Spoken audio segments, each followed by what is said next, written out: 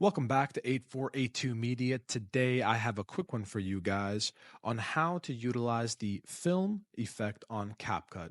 So initially what you're going to want to do is go up to Media, click and drag your clip to the timeline. It's going to look like this.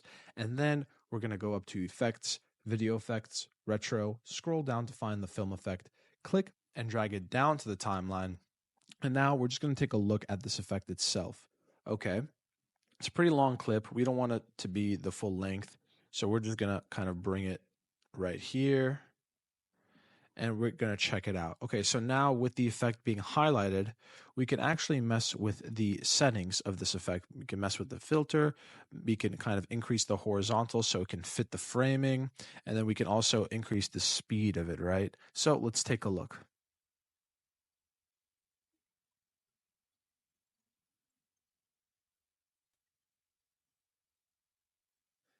And there you have the film effect for CapCut. If this video was helpful, please leave a like down below. If you have any questions, comment down below. Thank you guys for watching and have a great day.